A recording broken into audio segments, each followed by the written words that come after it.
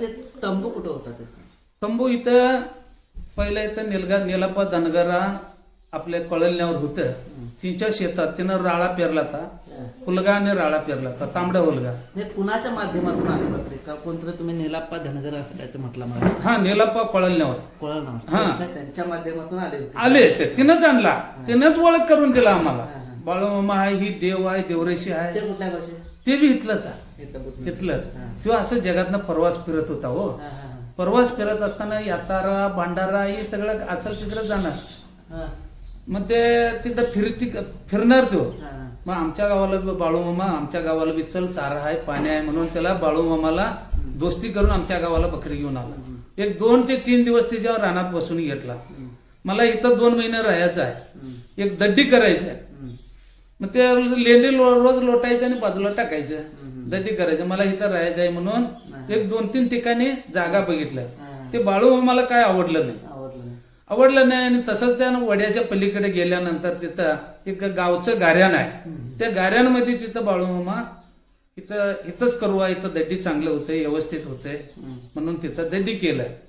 मग बाळूमामाचं तंबू मेंढराच्या पाठीमागे मारा असं मामा म्हणत होते. नाही मामा, इथं सफाई जागा आहे, इथंच मारा.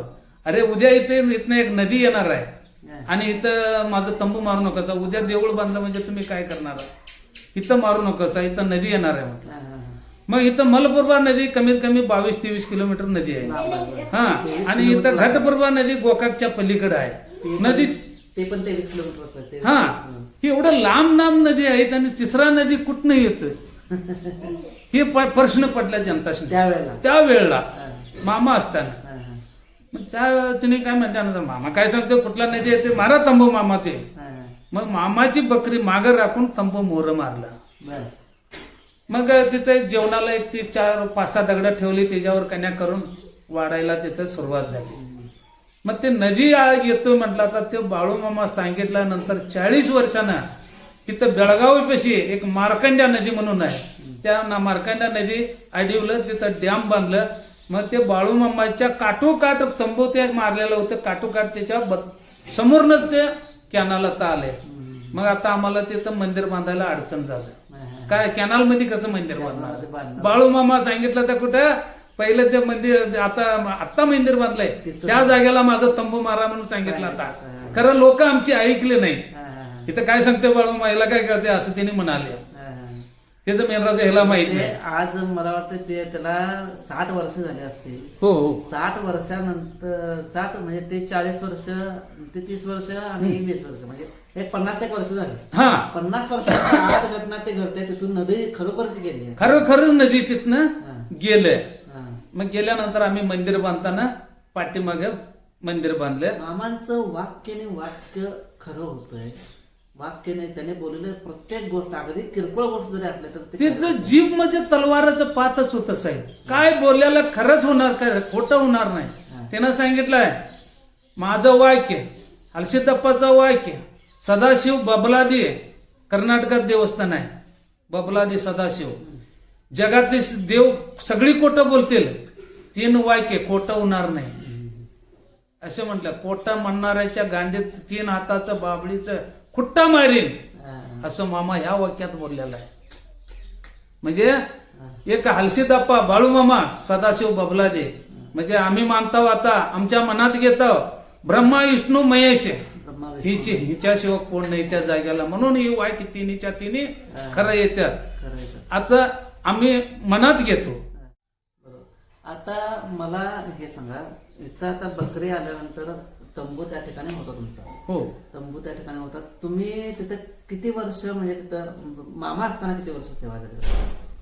कुणाचा मामा हयात असताना तुमची सेवा किती वर्ष झाली? 4 वर्ष, 1962 पासून 66 पर्यंत. 62 पासून 66. समाधीच्या वेळेला तुम्हाला समाधी झाली हे समजलं इथं केव्हा, आणि तुम्ही तिकडे गेला किंवा काय झालं समाधी? मी आदमापूरला गेलं नाही साहेब. आमचा बा होता बकऱ्यात, मेंढरात आमचा बा जाणार होता. ए दुर्ग्या, बकरी सांभाळायचा, बकऱ्यातला माणूस तो एकटाच आहे. बकरी आदमापूरला माझ्या पाठोपाठ बकरी सोडा, गटलं बांधा आणि माझ्या पाठोपाठ बकरी सोडा. समाधीच्या वेळेला बकरी मामांची इथं निंगापूर होते का इथं होते? निंगापूरला होते. निंगापूरला ते बी निंगापूरला तिथं तोरगल कोणतर शेतात होती. मग ते आमच्या बाला सांगितलं, मग बाळू मामा पुरवला तोंड केला, बकऱ्यांचा पाया पडला म्हणा. आमचे वडील सांगायचे, बर बकऱ्यांचा पाया पडला, डोळ्यातनं पाणी आलं देवाला. मग आमचा बा म्हणाला, मामा तुम्ही कुठं चालला असं मला कळालं म्हणाला. हा कळालं ना, एवढंच मोक्ष मिळवलाच रांडायच्या असे आमच्या बाला म्हटला. आणि तुळशीगिरी अंकप्पा पाय बाळूमाच्या पायापाशी बघून रडा लागला. मामा तुम्ही तुमच्या गावाला जात असा, तुम्ही आता परत आम्हाला भेटता काय असं मला शंका वाटायला. ते बी रडा लागला. अरे यांक्या तुझं आणि माझं भेट वैकुंठात म्हटला. हा मग ते अंबाशेटर कार ते एका मुसळे म्हणून होता गडिंगलचा, त्याने ते घेऊन त्याला बाळूमामाला घेऊन. त्यावेळेला आता तुम्हाला वडिलांनी सांगितलं असणार मुसळ्यांचे कारण म्हणून कोण कोण आलं होतं त्यावेळेला?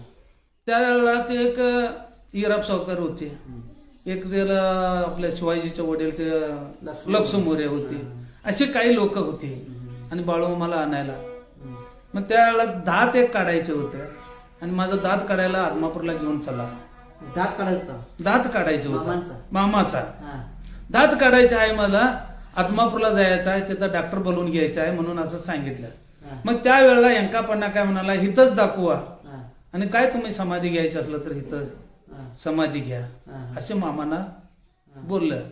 अरे यांक्या म्हणाला, माझी जर माणसं यायला सुरुवात झालं, तुझ्या जंगलातले दगड पुरणार नाही, तुझ्या गांड पुसायला म्हणलं. त्यांची गांड पुसायला दगड पुरं होणार नाही, चल म्हणाला. मग पुढे गेली. मग हे शिवाजीचा वडील म्हणाला, देवा तुम्ही समाधी तर घ्यायचं झालं, तुमच्या आवरणाला चालला. अरे जुंजळा येत काय रे घरात माझ्या माणसाने घालायला म्हटला. तर ते इराब सावकार कोणकेरी म्हटला, मामा आमच्या गावाला चला. अरे नदीचं पाणी पुरणार नाही तुझ्या गावाला, माझी माणसं आली तर म्हणाला. मग निपाणीपर्यंत आलं. मुसळ्या म्हणाला, देवा आमच्या घरात एक कप दूध घ्या किंवा चहा घ्या आणि घेऊन आदमापूरला जाऊ. नाही निप्पाणीमध्ये, निप्पाणीमध्ये तो निप्पाणीचा होता. चिकोडी निप्पाणी करून आदमापूरला जायची होती ना, वाटत त्याने निप्पाणीत बोलले.